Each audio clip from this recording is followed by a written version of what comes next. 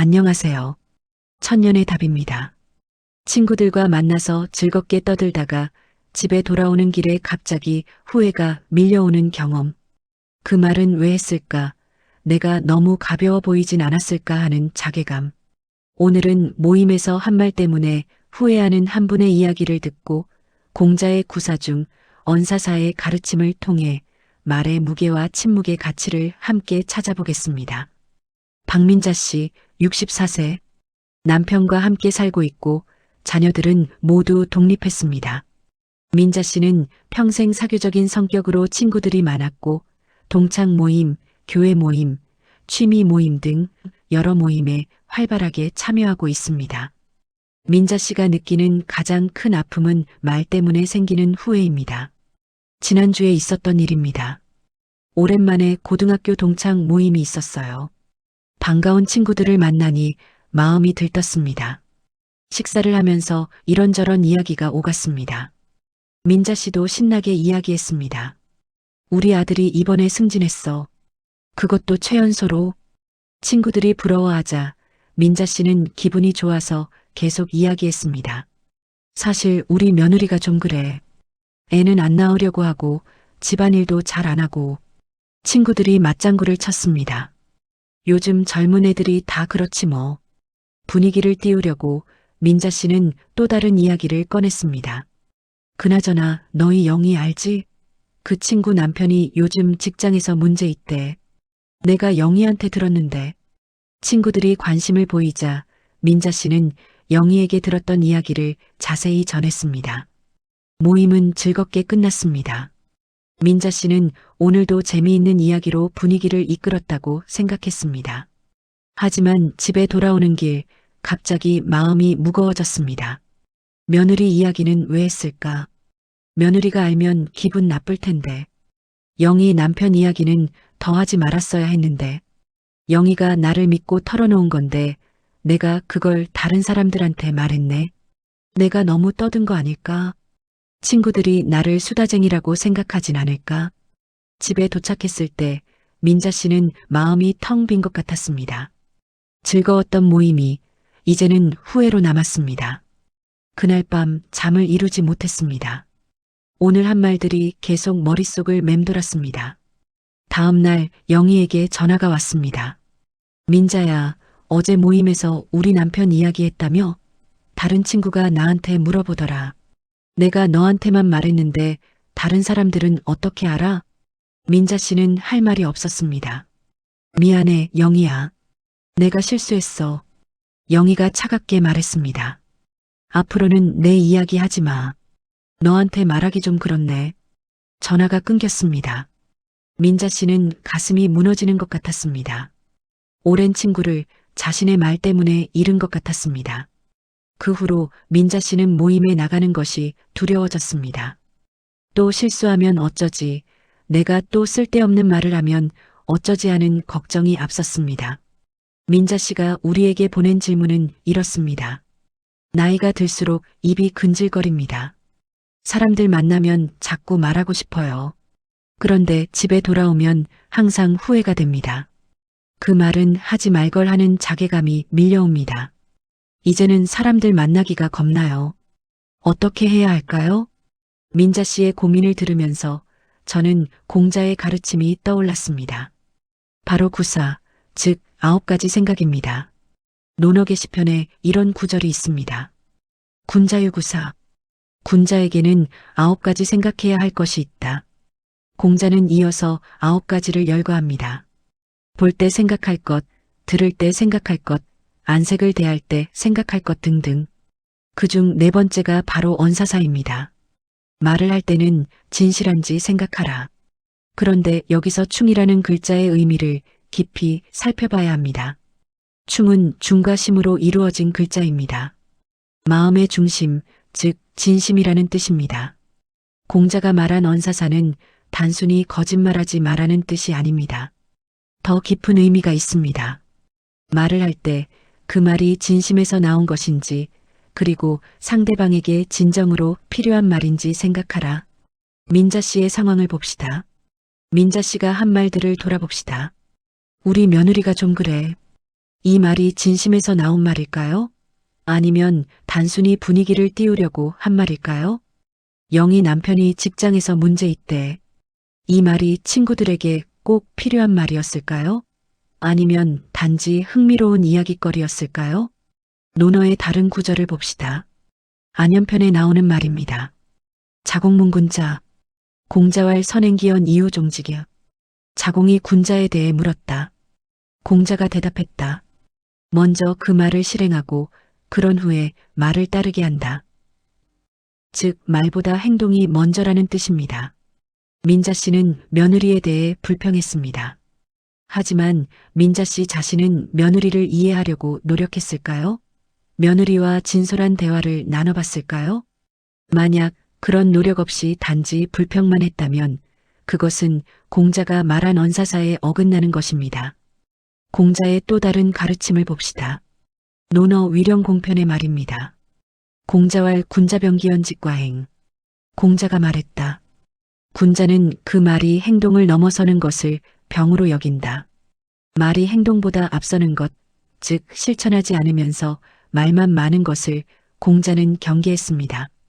민자 씨를 봅시다. 모임에서 신나게 이야기했지만 집에 돌아오면 후회했습니다. 왜 후회했을까요? 민자 씨도 알고 있었기 때문입니다. 자신이 한 말들이 진심에서 나온 것이 아니라 단지 분위기를 띄우기 위한 것이었다는 것을. 공자는 이런 상황을 이렇게 표현합니다. 논어하기 편입니다. 공자왈 교원 영색 선이인다. 공자가 말했다. 교묘한 말과 보기 좋은 얼굴빛에는 인이 드물다. 교원 영색, 즉 거칠의 말과 꾸민 얼굴빛은 진정한 덕이 없다는 뜻입니다. 민자 씨의 말들을 돌아봅시다. 며느리 흉보기, 남의 비밀 전하기, 이런 것들은 모두 교원에 해당합니다. 분위기를 띄우기 위한 교묘한 말들이죠. 하지만 공자는 말합니다. 그런 말들에는 진정한 가치가 없다고. 그렇다면 어떻게 해야 할까요? 논어 2인편에 이런 말이 있습니다. 공자왈 군자용 누러언 이민어행이. 공자가 말했다. 군자는 말에는 어둔하기를 바라고 행동에는 민첩하기를 바란다. 누러언, 즉 말을 어둔하게 한다는 것은 말을 아낀다는 뜻입니다. 함부로 말하지 않는다는 뜻입니다. 민자 씨에게 필요한 것이 바로 이것입니다. 말을 아끼는 것입니다. 공자의 제자 중에 자장이라는 사람이 있었습니다.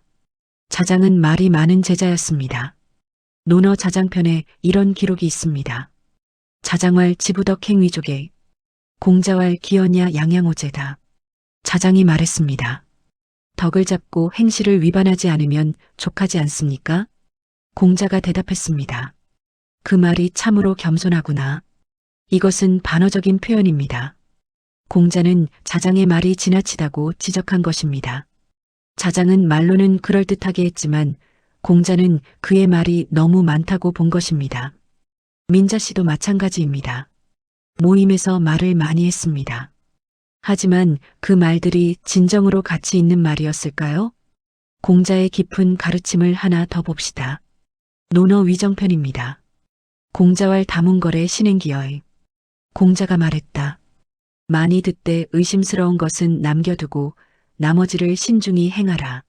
다문거래, 즉 많이 들되 의심스러운 것은 말하지 않는다는 뜻입니다. 민자 씨가 영희에게 들은 이야기를 다른 친구들에게 전했습니다. 하지만 그 이야기가 정확한지 확인했을까요? 영희의 입장에서는 어떨지 생각해 봤을까요? 공자는 말합니다. 의심스러운 것은 말하지 말라고. 이제 침묵의 가치에 대해 이야기해 봅시다. 공자는 말의 중요성만큼 침묵의 중요성도 강조했습니다. 논어 수리편에 이런 기록이 있습니다. 공자묵 연종일 불이.